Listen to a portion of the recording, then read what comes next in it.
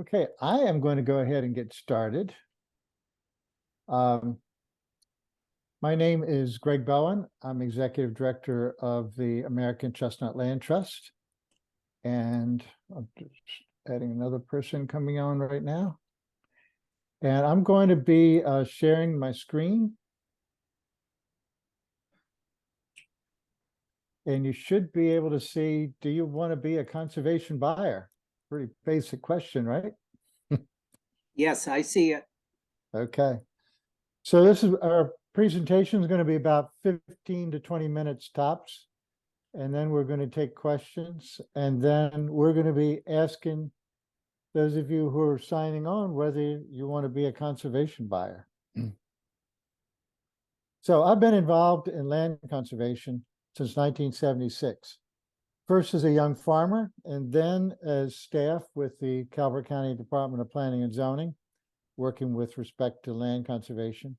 And then more recently as Executive Director of the American Chestnut Land Trust and co-chair of the Southern Maryland Conservation Alliance.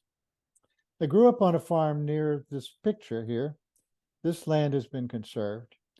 Ours is a small farm. We were not wealthy, but it was a great place to grow up, a great place to live. However, I watched in dismay in the 60s and 70s, our region started to grow in leaps and bounds. I was part of the movement back then to conserve lands in the 70s. And I saw how farm communities started to stabilize as land conservation took a real foothold, particularly at the end of the 20th century in parts of Southern Maryland. And people then saw a future in their communities. Farm sales dropped dramatically. And you know, a rural lifestyle has many benefits, and people are interested in buying rural lands. Those interested in buying these lands as conserved properties are a key to the future of our region. You know, a buyer's interest in lands and water can manifest itself in many ways: hunting, fishing, bird watching, cultural heritage, which often makes them innately well-suited partners for conservation if they're interested in land. And so a conservation buyer is a land purchaser who appreciates the natural, agricultural, scenic, and/or historic attributes of rural lands and is interested in working with a land trust to protect these values in perpetuity. But is this the place to buy rural lands? I would say definitely yes. Climate, soils, and access to water drew colonists first in Maryland to Southern Maryland. And the wildlife, the fisheries, the woodland, rich soils, creeks, rivers, and the bay are still here, never more than a few miles away. And the region also has access to towns and cities and sports stadiums and universities, major healthcare facilities, and the arts when you want them or need them. So it's a little bit of everything, all within this area. I've circled this map prepared by the Nature Conservancy. Major weather events have been happening in the country and around the world. And so there's another reason to be interested in rural lands of Southern Maryland. In that oval there, you see a lot of green. You don't see a lot of brown or gray, because those are the least resilient lands that were mapped by the Nature Conservancy. And the darker the green areas, the more resilient the lands are to attenuate the changes brought on by warmer temperatures and higher rainfalls. But this Southern Maryland, again, zoom in, you see so much of it is considered to have resilient lands, perhaps the most of any part of the state, because of its elevation, soils, hydrology, microclimates, and the connectedness with other conservation areas. So, Southern Maryland Conservation Alliance was launched in 2021, and two of the land trusts that are part of that are on this call today, I'm happy to say. The mission is to be a network of partners who work to conserve and restore Southern Maryland's landscapes, waterways, and shorelines that are special to its people, fundamental to its economy, reflected in its culture, and vital for its native fish, wildlife, and plants on which we rely. We are at the epicenter of the tidal portion of the Chesapeake Bay. If you look at the little graphic on the left, you see here, in terms of the tidal portion, we're kind of like in the middle of it all. Potomac is only second in size to the Susquehanna River. That's on the west side. And then on the east, we have the bay. So the Patuxent River then is the largest river originating in Maryland, and it lies in between. The region is very important to the bay for many reasons, including linear feet of water frontage, the fisheries, the forestry, the food sources, and the history. And the timing for all this conservation that we're talking about now is pretty important, considering what USDA has put out. They've estimated that 70% of US farmland will change hands in the next 20 years, but that many of the family operations do not have a next generation skilled or willing to continue farming. So what's going to happen to that land? Will it be sold for development, or will it be conserved? Now is the time to conserve the critical lands in southern Maryland in need of protection. So what are critical lands programs and how do they work? The Calvert created Maryland's first county land preservation program. And ironically, for the following 20 years or so, we had the fastest growing population rate in the state, and we were also one of the fastest in land conservation in the state. The farm community loved our land preservation program in the county, but hated to see the critical lands lost to development. And in fact, Calvert Farmland Trust created its own lands program to address this, perhaps the first in the state. So what is a critical lands program? We realize we can't conserve it all. The key is to conserve the most farmlands, forests, and wetlands based on the ecosystem services that they provide. Here, Calvert Farmland Trust bought this farm in the middle of other prime farms. They conserved it and sold the land to conservation buyers. They did that, by the way, all in one day, which made the story kind of phenomenal. And the interesting thing about this property was that the original owner was a farmer, but decided to sell it out for development to make the most money. But they went a step further. They hired a surveyor and created and recorded 23 lots. And then they auctioned it off to the highest bidder. Calvert Farmland Trust was the highest bidder, which is further proof that developers don't always pay the most money for lands.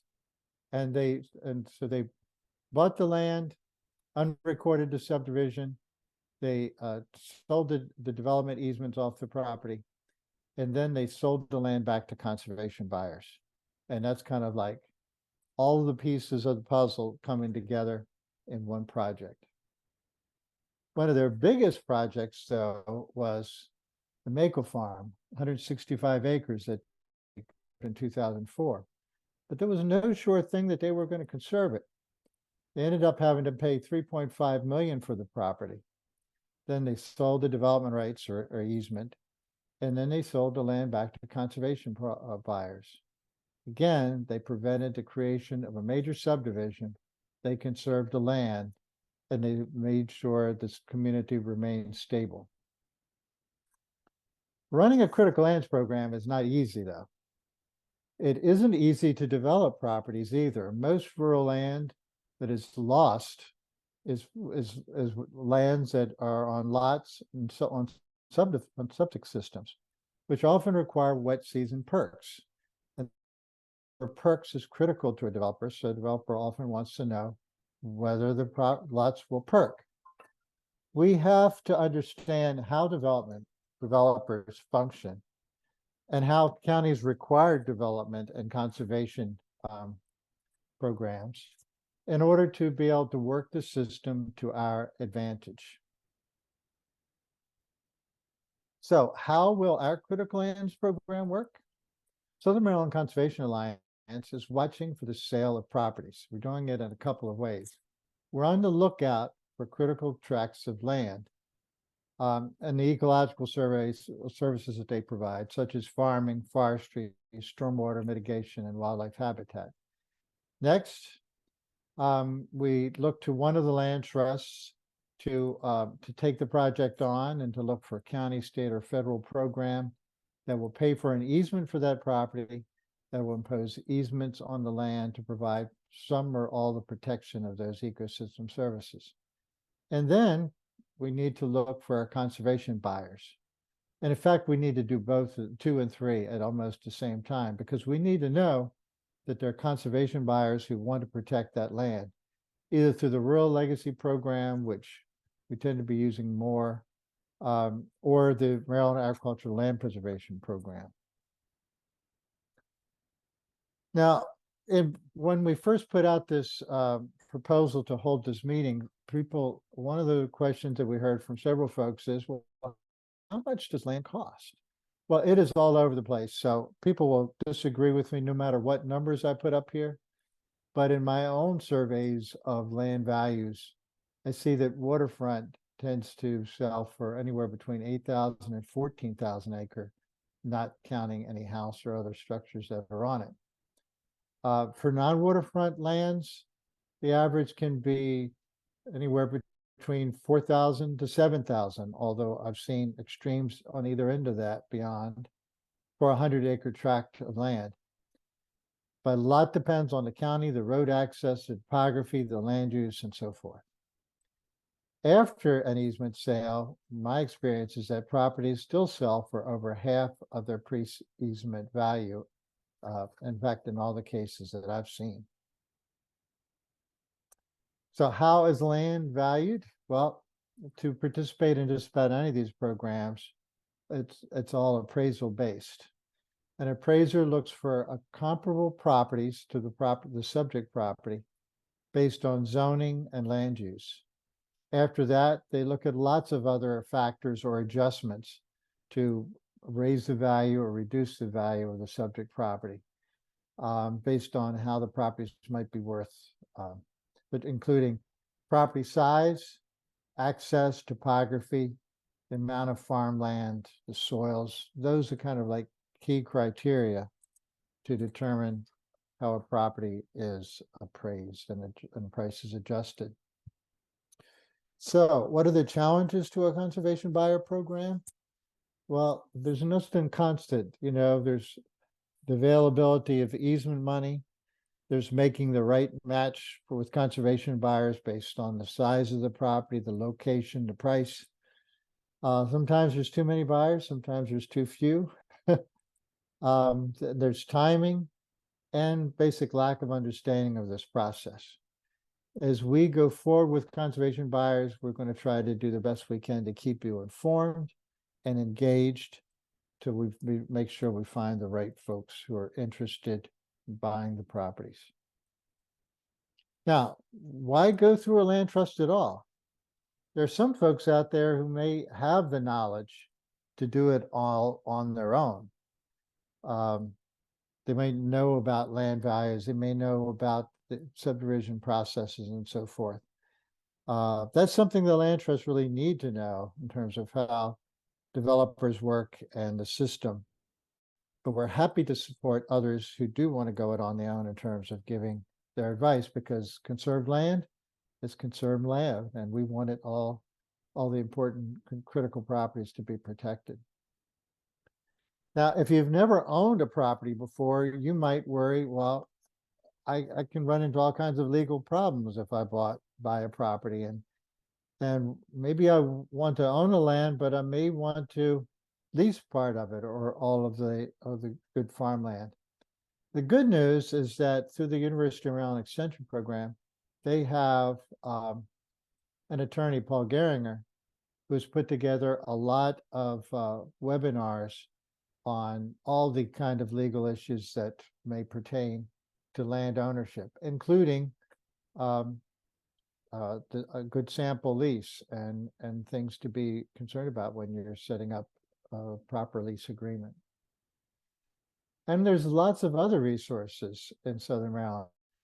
Soil conservation districts can help if you have any problem with sediment erosion on your land.